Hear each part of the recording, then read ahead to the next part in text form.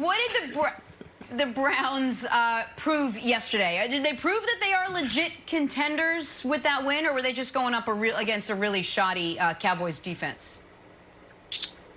Well, I think they proved that they can play football. I mean, we questioned a lot of, what they could do. We know they are a talented football team, and they have a lot of potential that wasn't being used correctly.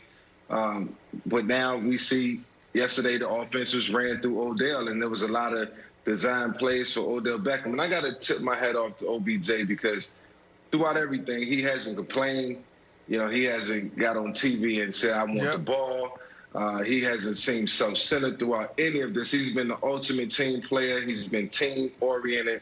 So I got to give him his props on that. So he was due for a day like yesterday, and I think the coaching staff is figuring out, who our playmakers are. We already know we got OBJ, but you also got Landry on the other side as a compliment to him. He should still be getting 5 or 6 catches a game for, between a 70 and 90-yard average.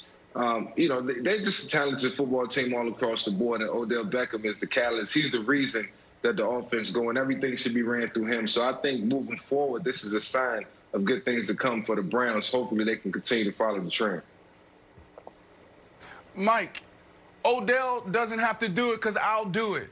When you got Keelan Allen on the other side of the country being targeted 19 times a game, and you got one of the best athletes ever and one of the best wide receivers on your team, you need to get him involved. When there's almost 200 plays in a football game, and you give your best player 3 opportunities to impact the game, that's a problem. So I'll do it for him, Mike.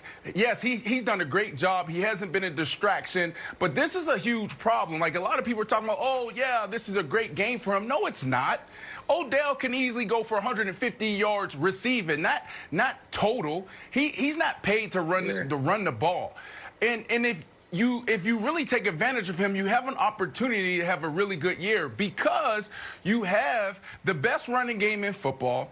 You have a good quarterback. He's not great, but he's really good for this offense. I love seeing him outside the pocket. And then you have Odell, who can take the top off, but then you need to get him involved with the bubble screens and the quick screens and the alley screens so he can then do what he's doing in the running game and the pass game. Those are just extended running plays, but you can get him more touches, get him involved early so he can impact the game more than 3-4 times a game. That's what he's been averaging the last 2 years. All right, let me start with the Browns, then I'll get to Odell. For the Browns, this absolutely proved that they are playoff contenders. I don't yet believe they're Super Bowl contenders. I don't think they will be this year.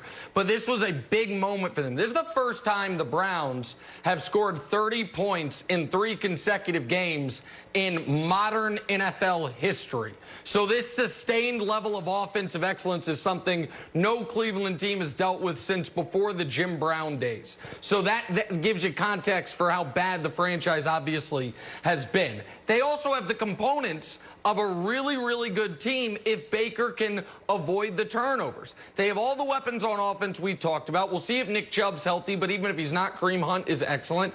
And Myles Garrett leads the NFL in sacks, leads the NFL in forced fumbles. He is a monster, which is why they gave him that $100 million this offseason. So they check all those boxes, and they have a special type of game breaker. And I think Odell reminded the world on that reverse that iced the game. That, for 98% of NFL guys, is a 10-yard loss, and the Browns are in trouble. If they have a 10-yard loss there, it's 2nd and 20, and they're getting ready to punt the ball pretty soon to Dallas, whose offense was on fire. Instead, he not only avoids the loss, he runs past everyone, throws a little unnecessary stiff arm at the end just in case he was going to get caught, and now the game is over. And it's just a good reminder for everyone, this is who Odell has always been. This is why, through 79 career games, he's one of the most productive players in the history of the league. He's top 3 in catches, he's top 3 in yards, he's top 10 in touchdowns in NFL history up to this point of his career. So I just think because he was hurt last year and because he was playing previously with, Eli Manning as he was nearing the end, people have forgotten how uniquely talented this player is, Wilds. And yeah, the Browns offense should be run through him. Yeah, I agree. I just had one issue with the quote earlier, Jenna, when he's like, you know, I've got it tattooed on my neck. I am who I am. Like, I guess so. But, like, Odell has 86 tattoos, according to Body Art Guru. So he's got so many chips on the roulette table. Like, he's going to hit one. So he's got forever. He's like, that's what you got to do. You got to feed me the ball forever. He's got legend. He's got the Prince sign. It's good when you play the Vikings. He's got a piano. He's got a shark. He's got an owl for night games. He's got a giraffe. He's got Lil Wayne's face. He's got Iverson stepping over Ty He's got friend of the show, Lil Wayne's face on his thigh. He's got Lil Wayne. He's got Tyson biting Holyfield's ear. Wild. So if he ever bites someone on the field, he's like, you know, right there, boom, Tyson biting. It's an effective strategy. But look, Mike, I'm interested in playing the Colts next week. I don't know if he has any Colt tattoos, but it would be helpful. You got time. You got a week. Colts defense has been bonkers, crazy, stingy.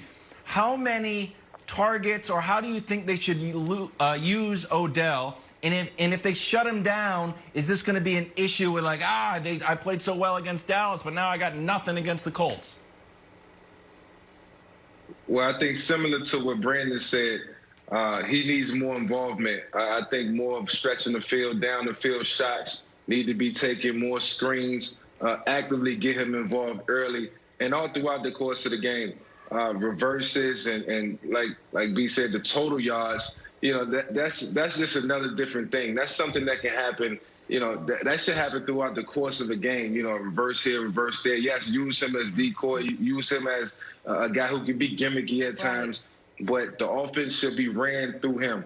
I'm talking about, you know, all types of concepts, crossing routes, hitches, you know, deep outs, anything that consists of targeting Odell, because it's going to open up everything else. So this is going to be a very interesting matchup this week. When I seen this game on the schedule, the next game, I was very enthused about this one because it's going to be a test. How about this, Mike?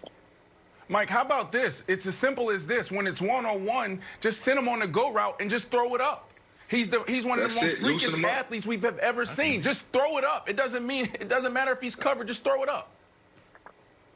And I totally understand that, Brandon. If I had you as a receiver in my prime, I mean, our connection rate would be so high because I'm going to use you versus that single high coverage. And that's what they have to do with Odell. That's what I'm not saying. That's what, it bothers me to not see that. And it makes me question coaching. But look, I'm not in their film room. I'm not, there doing their meetings.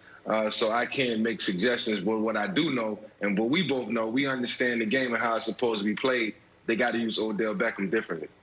Thanks for watching. Subscribe here to get the latest from the show. Also, be sure to check out more of the best clips from First Things First, or go watch a few segments from our other shows on FS1.